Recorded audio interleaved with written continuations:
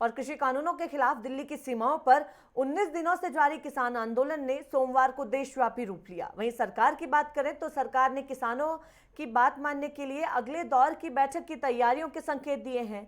कृषि मंत्री नरेंद्र तोमर ने कहा है कि 10 और संगठन सरकार के साथ आ गए हैं।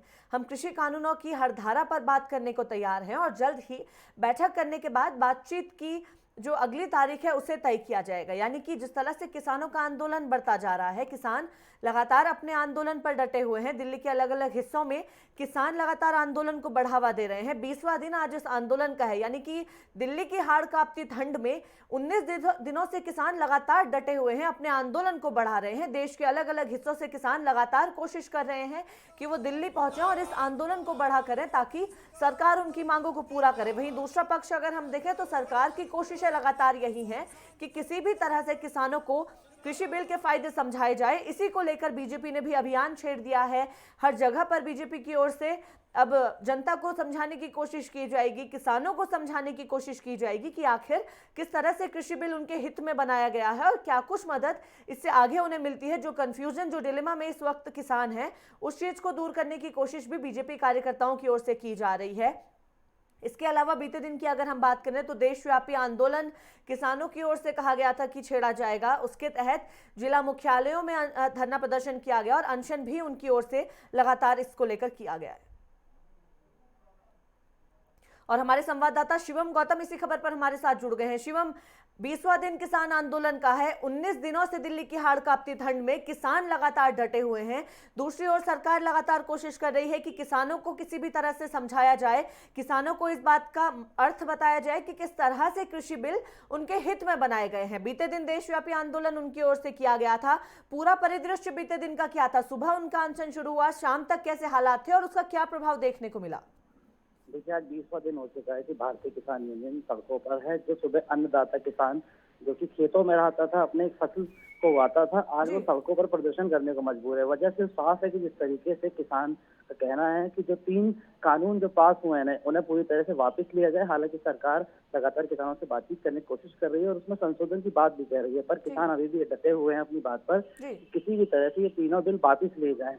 हालांकि कल भूख हड़ताल भी रही थी और जगह जगह प्रदर्शन भी किए गए थे जिला मुख्यालय पर। शाम को 5 बजे राकेश टिकैत ने प्रेस कॉन्फ्रेंस कर नई अपडेट ये दी थी कि अगर कहीं भी उनके किसानों को रोका जाता है उत्तर प्रदेश, उत्तराखंड या दिल्ली के बॉर्डर्स पर, तो वो नए 4 नंबर जारी करेंगे। अगर उनका ट्रैक्टर किसी भी थाने में पहुंचाया जाता है तो उसी वक्त एनएच को जाम भी करेंगे। साथ ही अब डेली शाम 5 बजे प्रेस वार्ता की जाएगी और उसमें अपडेट दिया जाएगा।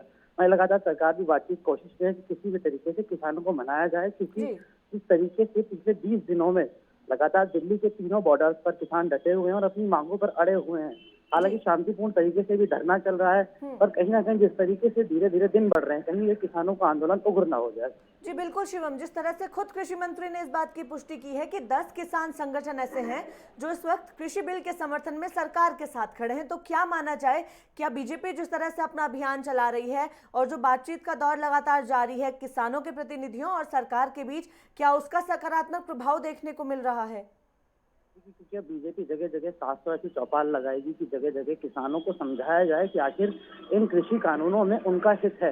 हालांकि जो किसान नेता हैं उनका साफ तौर से कहना है कि किसानों का जो बिल नया कानून पास किया गया है ये सरासर गलत है और किसानों पर थोपा जा रहा है। पर उनकी साफ यही मांगे हैं कि जिस तरीके से लगातार कुछ संगठन भी किसान के साथ हैं, बीते दिनों राकेश टिकैत का बयान सामने आया था जिस तरीके से नोएडा चिल्ला बॉर्डर पर जो किसान संगठन है वो सरकारी किसान संगठन है और वो सरकार के हित में काम करते हैं। तो ऐसे में कुछ किसान नेता अभी भी सरकार के साथ हैं और हालांकि दिल्ली के जितने भी सटे हुए बॉर्डर पर अभी भी किसान डटे हुए हैं। उनको साफ तौर से ये कहना है कि जब तक उनकी मांगे नहीं पूरी होती हैं, जब तक ये तीनों नए कानून वापस नहीं लिए जाते हैं, हालांकि उन्हें संशोधन नहीं चाहिए, पूरी तरीके से कानून वापस लिए जाने चाहिए, जब भी वो लोग किसान वापस अपने घर की तरफ मुड़ेंगे। किसान कहीं ना कहीं इस बार आर पार की लड़ाई में सामने दिख रहा है। जी बिल्कुल शिवम, इसके साथ ही अगर हम सरकार का पक्ष देखें तो सरकार की ओर से फिर कहा जा रहा है कि बातचीत को वो तैयार हैं, लगातार किसानों को समझाने की कोशिश जरूर की जाएगी और जो भी चीजें हैं, जो भी किसानों के पक्ष हैं और जो भी सरकार के पक्ष हैं, उन्हें रखने की कोशिश जरूर एक बार फिर की जाएगी। क्या माना जा रहा है, कब तक उम्मीद है कि किसानों के प्रतिनिधियों और सरकार के बीच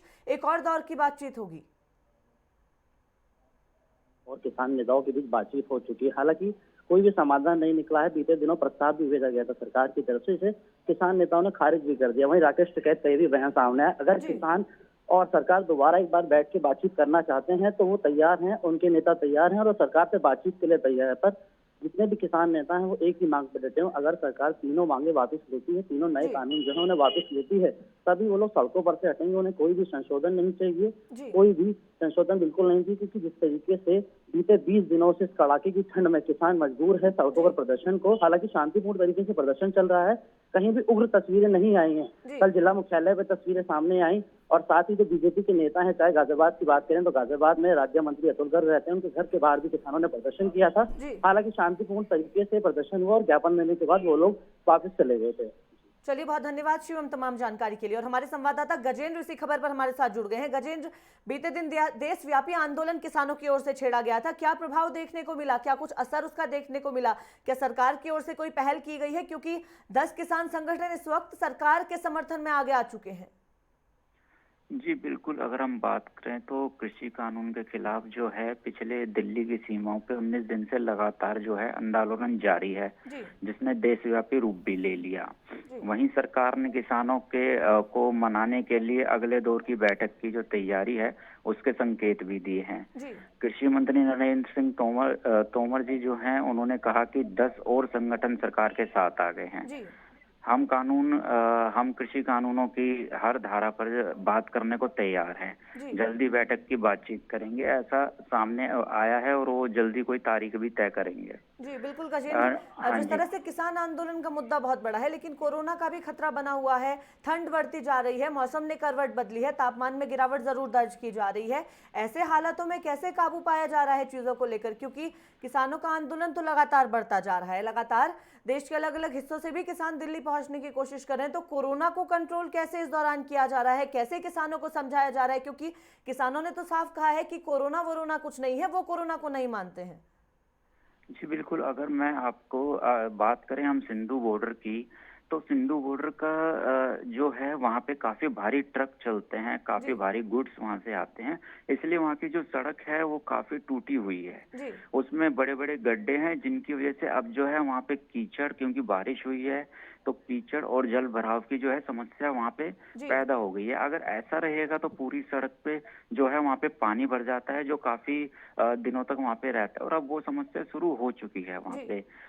2 दिन पहले जो बारिश हुई थी और पानी के जो टैंकरों की वजह से जो सिंधु बॉर्डर के दोनों तरफ जल भराव और कीचड़ के जो की वजह से जो वहाँ पे मुश्किलें आ रही हैं, उसमें अब कुछ ही दिनों में जो है वहाँ पे वो छोटे छोटे जो है कीड़े उनमें हो जाएंगे, वहाँ पे मच्छर की समस्या हो जाएगी, वो एक अलग उनमें अलग बीमारियां निकलेंगी। सर्दियों की बात करें तो ज्यादातर जो वहाँ पे हैं वो बूढ़े लोग हैं, 60 साल से ज्यादा उम्र के लोग हैं। जी अब उनों के बीच में महिलाएं भी आ रही हैं, उनमें भी जो है अधिक उम्र की महिलाएं हैं। तो वहाँ पे जो है घुटनों में दर्द, जी खांसी जुकाम नजला, इसकी जो परेशानी है ये रोज हो रही है। कल हमारी वहाँ के स्वास्थ्य टीम से हमारी बात हुई जी थी, उन्होंने बताया कि जो यहाँ पे सबसे ज्यादा है वो नजला, जुकाम और जोड़ दर्द की जो है वो परेशानी बहुत ज्यादा बढ़ गई है। जी लगभग दिन में हर एक जो उन्होंने कैंप लगा रखा है जी उस पे से कुछ कैंप ऐसे हैं जिन पे तो डेली का जो इनका दवाइयाँ आती हैं वो खत्म भी हो जा रही हैं शाम से पहले। चलिए, बहुत तो धन्यवाद गजेंद्र तमाम जानकारी के लिए।